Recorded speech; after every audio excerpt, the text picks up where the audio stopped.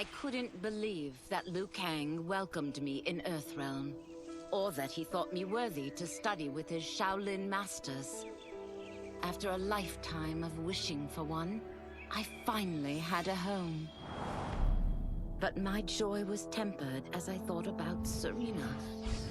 My shadow sister was still under Quan Chi's yoke, and she deserved a life free of him as much, if not more, than I.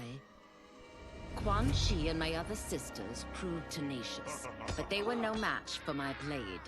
I snatched Serena from them. Then Liu Kang helped me break Quan Chi's spell.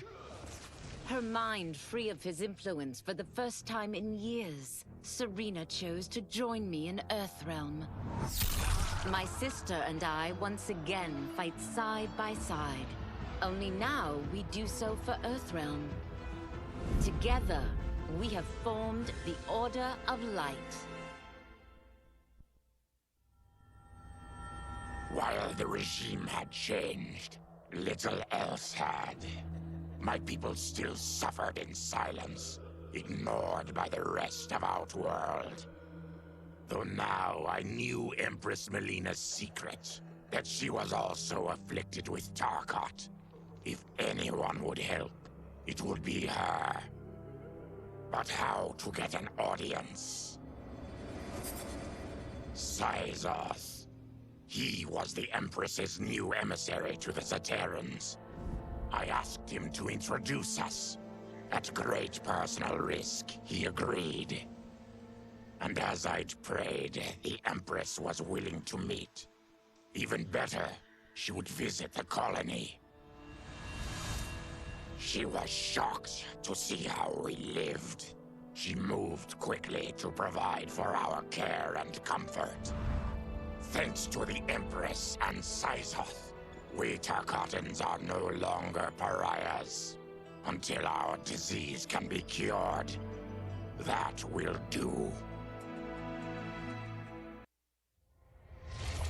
Though the barriers between timelines had been rebuilt, there was no question that they could again be broken. Protecting this timeline would require eternal vigilance, so that it could not fall victim to further outside aggression. But nothing in my countless lifetimes had prepared me for this task. In none of them had multiple timelines ever coexisted. Monitoring them for threats was an entirely novel problem. It would require a novel solution. I discovered that though the timelines no longer touched, their meeting had left them intertwined. I can now secretly surveil all timelines, keeping watch for potential danger. It pleases me to do this service for the new era. Lord Liu Kang may rest assured that it is secure. Quan Chi's defeat had cost me everything. For months I had furthered his plot, and now I had to start over. Saito's people were still in chains. That's when Rain approached me. On the run from Empress Melina, he was desperate for help. And though I'd had my fill of sorcerers, this one was different. I agreed to provide him safe haven. He agreed to help topple Saito's government. And topple it we did. Rain summoned a wave so vast, so powerful, that it crushed the capital. Saito's fascist rulers were swept away. My people are finally free. They can chart their own course, needing only to follow their own desires. Their lives are now blessed by anarchy.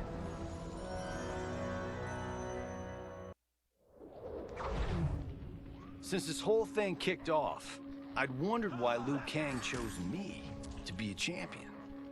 I mean, sure, I was killing it as a martial arts star, but it's one thing when it's all for show. It's different, and you're playing for keeps. Then Liu Kang let me in on his master plan.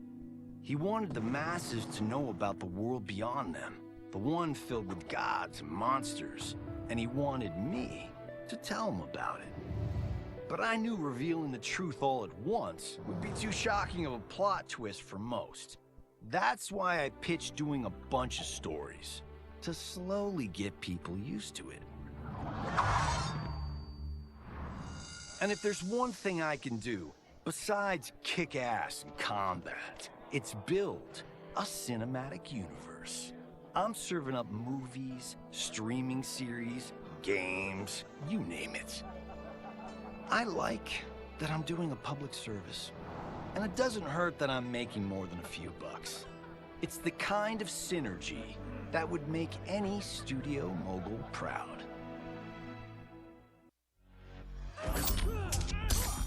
I wasn't looking for allies against the Yakuza, but I found one in Special Agent Jackson Briggs. He'd heard gangsters plotting to kill me on a wiretap and came calling, hoping I'd be his informant.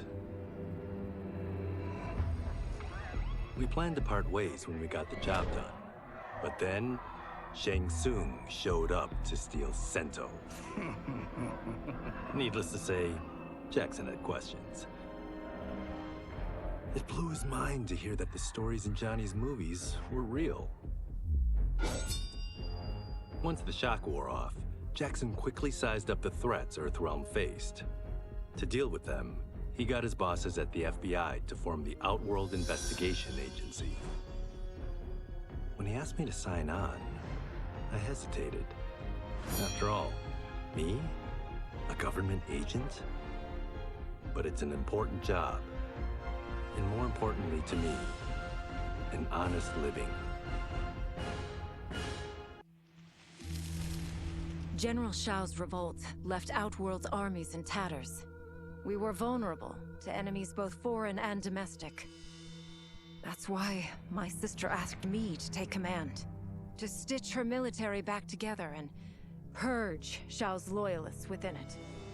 She trusted only me with the task.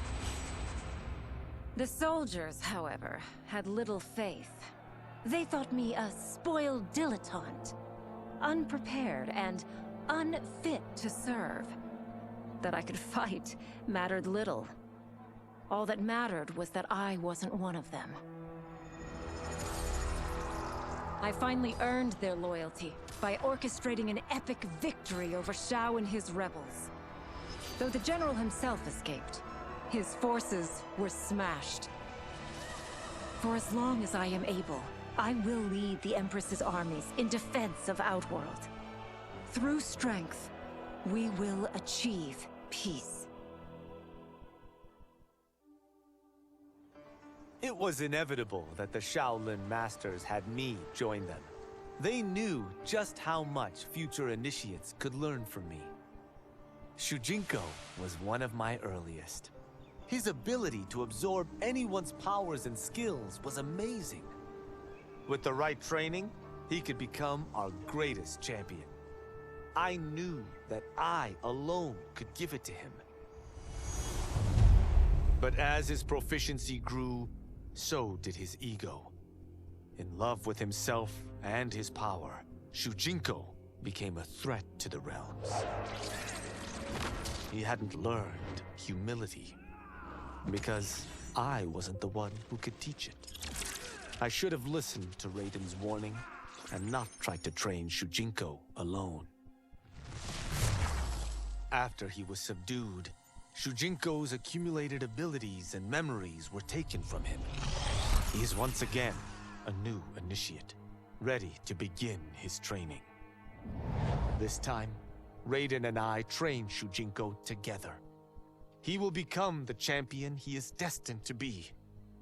And I will fulfill my duties, humbly and cooperatively. As her reign began, Empress Melina faced many challenges. To meet them, she turned to the people she trusted. Her sister to lead her army, and me to lead her Imperial police. Though I missed Empress Sindel dearly, I was glad my ties with her family had been mended. But while it was an honor to be made responsible for Outworld's internal security, I soon realized accepting the appointment was a mistake. I'm not cut out to be a bureaucrat, nor am I patient enough to navigate the Imperial Court's politics. I was at my best patrolling Sundo's streets, when I could feel the city's pulse and serve and protect its citizens directly. That's why I resigned my post and resumed my role as Sundo's first constable. I end each day knowing I've made a difference. My loyal partner had warned me. Reclaiming my power as Keeper of Time might have unforeseen consequences. In this, as in most things, he proved prescient. The process I had undergone did irreparable harm to my body. Taking back my power had cost me my immortality. While my lifespan would still stretch across eons, I would one day perish. And if the war with Titan Shang Tsung taught me anything, it is that this timeline is not safe without a protector. Yet I had never given thought to choosing a successor. Who is it that could replace me and protect my new era? The answer, of course, is Geras. Tireless and meticulous, he is perfectly suited to be entrusted with this grave duty. And no one knows better the temptations of the hourglass. I have no doubt he will be above them. Though worried about how the public might react, I met with Baraka to discuss his Tarkatans. Speaking from his heart, he moved me. I agreed to visit his colony and see how his people lived. The conditions were atrocious. This was one of my mother's few mistakes. Like all Outworlders, she treated Tarkatans with scorn. What they deserved from us was compassion. And the only way to get it for them was to reveal my affliction. To show all my subjects that even an Empress could get Tarkat. The scandal my revelation caused was intense. But with the help of Kitana and Tanya, I emerged from it a stronger Empress than ever. My honesty, empathy, and resolve won over my remaining doubters. There is no longer any question that I am fit to lead the Empire. Quan Chi's plot collapsed. Along with it, my plan to secure new beings to feed my starving people. Because I'd advocated for partnering with him, I was held responsible. If I didn't seize for Viternus' new feeding grounds, the Coven would banish me. But then, I had a revelation. I didn't need to conquer realms to feed my people. I simply needed to capture enough beings to breed them. Once they multiply, Viternus will have a limitless, renewable source of food. And I only need a few thousand to start. A number so small compared to the billions in the realms that no one will notice as people go missing. But it will be more than enough to establish our breeding stock and feed a ravenous Viternus.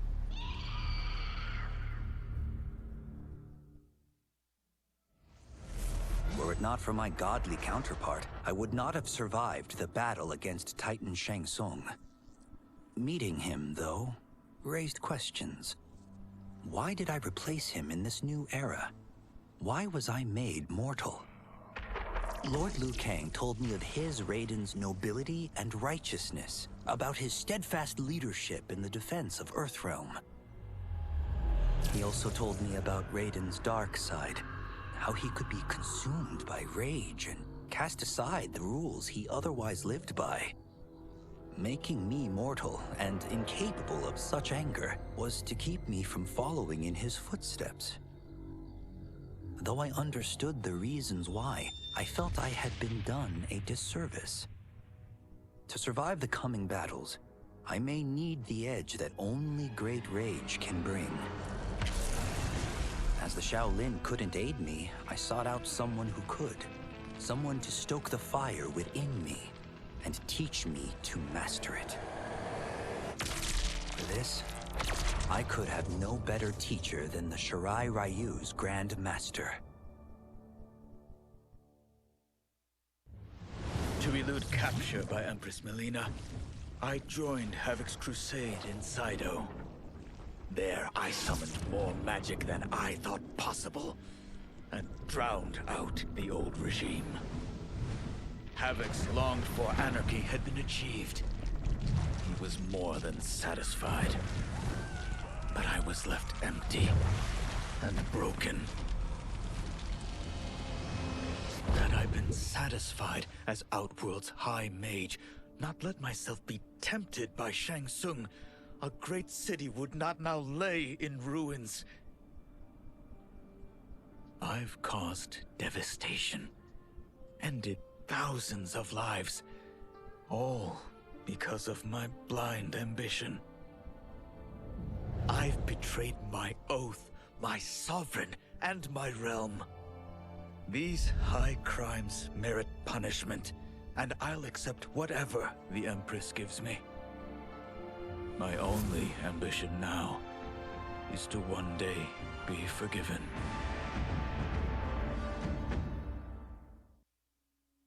With General Shao freed from prison, we began raising a new army against the royal family. Though many were eager recruits, few were good at soldiering. It was so bad, the general was forced to change tactics. He decided that we needed a doomsday weapon. That weapon isn't a thing, though. It is a monster. Onaga, the Dragon King. The general told me the old legends were true. That his ancient ancestor defeated Onaga, trapping him deep inside Mount Sagan. The Dragon King is still there today. His pent-up fury waiting to be unleashed. Because Onaga is so dangerous, the general wouldn't risk trying to tame him before. But now, he feels we have no choice. Though I likely won't survive, I accept this mission gladly. I can think of no greater honor than to give my life in the general's service.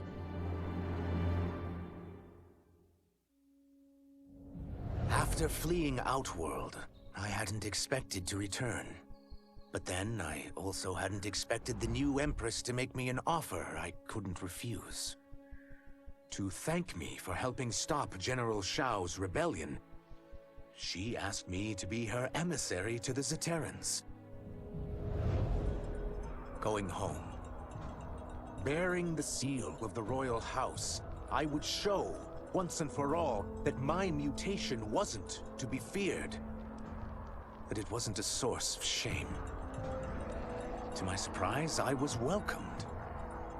But those warm smiles hid a dark secret. I stumbled upon a trove of official records, which showed that my shape-shifting ability isn't unique.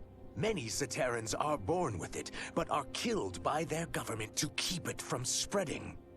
Who started this barbaric policy? Who is now enforcing it is unknown. But I will find out. And I will put an end to this madness. No sooner had Titan Shang Tsung been defeated than Bihan and his loyalists hunted us down. Outnumbered, we fled to Japan. There, we sought refuge from an old family friend. As children, we played together. But Harumi Shirai was a woman now, the head of her clan. Her strength, beauty, and intellect awed me. Also incensed by Bihan's betrayal, Harumi agreed to help me forge a new clan, one that would stand against him and defend Earthrealm. Her aid proved invaluable, and as time went on, we grew closer. To honor Harumi and pay respects to my new bride, I named the clan after her, calling it the Shirai Ryu. Now the battle against my brother begins in earnest. The Shirai Ryu won't rest until Bihan is defeated and the Lin Kuei's honor restored.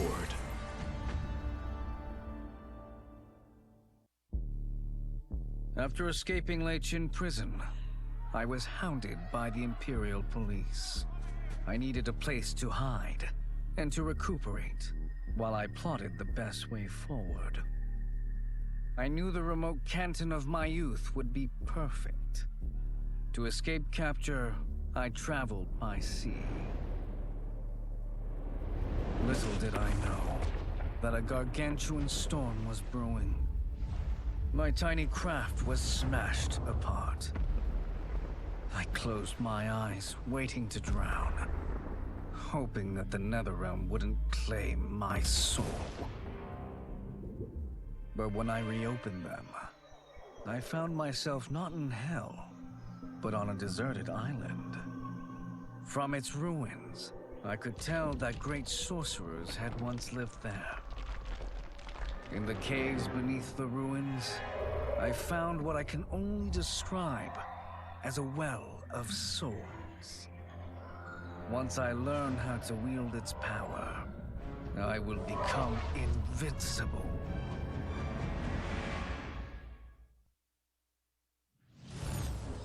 The battle had been lost, but the war isn't over. I won't stop fighting until I take Outworld's throne. That they thought Lei Chin prison would hold me is laughable. Once free, I began planning my next campaign. I would need an unstoppable army to overthrow Melina.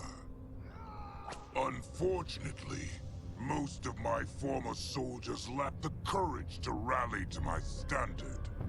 Rebuilding my army would require finding new recruits. And that task is proving easier than expected. Outworld's golden age has left more than a few behind.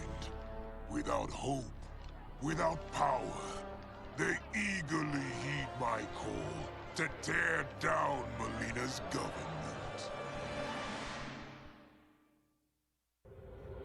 As the darkness enveloped me, I took a long last look at my family. I did not expect to see them again until their souls joined mine in the living forest. But miraculously, my beloved husband delivered me from oblivion. Though he couldn't save my body, Jared had preserved my soul. Like him and countless others, I am now a part of Ermac. Yet ours is not a peaceful repose. The collected souls within Ermac have their own needs and agendas. Before we can speak as one, we must first reach consensus. I had thought, as the former rulers of Outworld, I and Jared would hold sway. But here we are, two souls among many thousands, fighting for the right to be heard.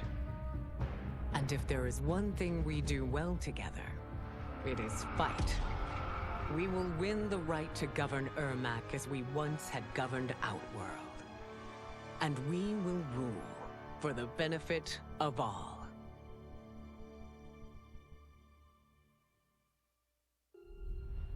Kuai Liang and I were working hard to build our new clan. But even with the help of his close friend Harumi, it was difficult. The biggest problem was finding the right initiates.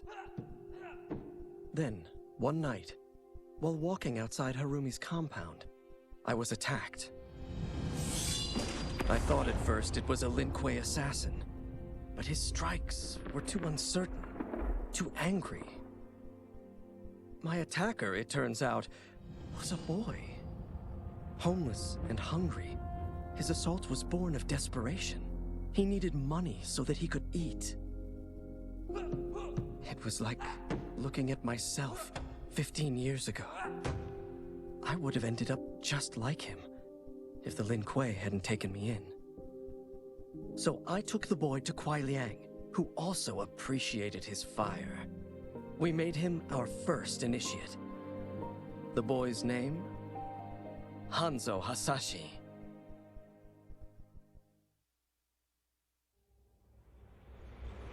I had broken the Lin Kuei free of Liu Kang's enslavement.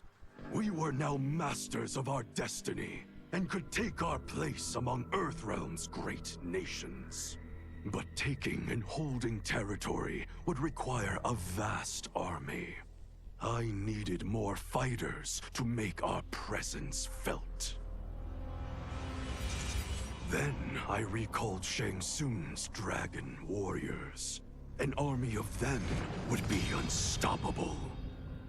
But trafficking in such strong magic would surely draw Liu Kang's attention.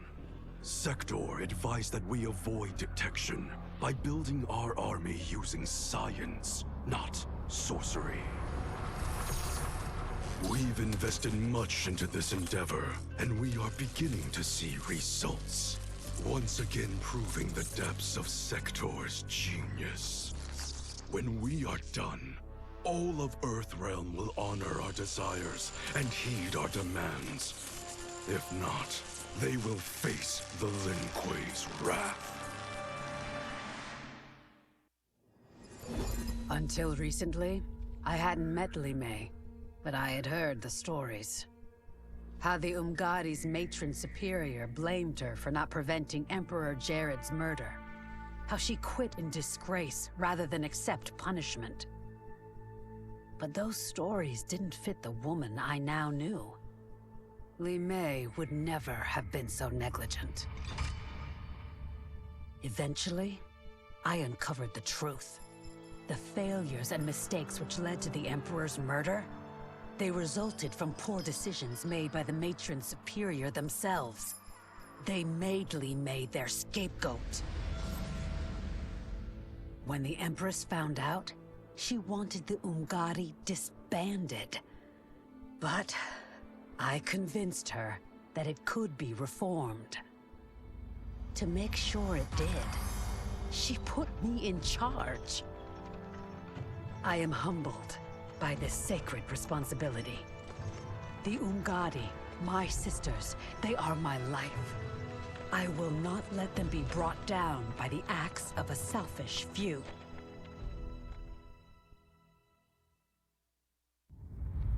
Desperate to avoid defeat, Titan Shang Tsung had stolen me from my timeline to set me against Liu Kang. He assumed a Viltrumite would shift combat in his favor. Shang Tsung was right, of course, but he was blinded by ambition and failed to consider that my only true loyalty is to the Viltrum Empire. In my home timeline, my mission to pacify Earth for Viltrum had been left incomplete. I thought I could redeem myself by delivering this new timeline. New realms, new species, all ours for the taking. For a few years, annexing realms satisfied the Empire's hunger for conquest. But my people have excellent memory. I knew sooner or later we would return to our own timeline, to Earth, to finish my original mission. I only hope my son has had time enough to prepare.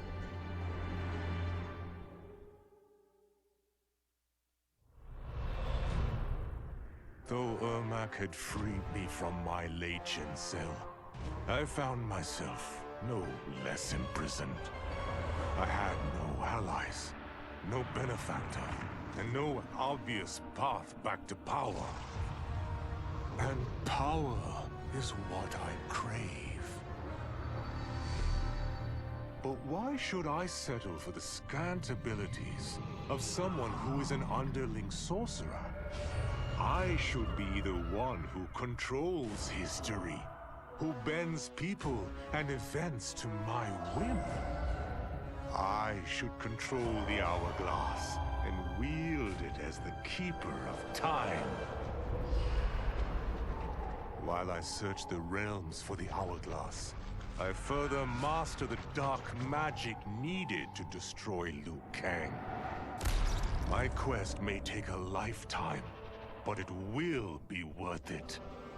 For when I succeed, I will achieve omnipotence.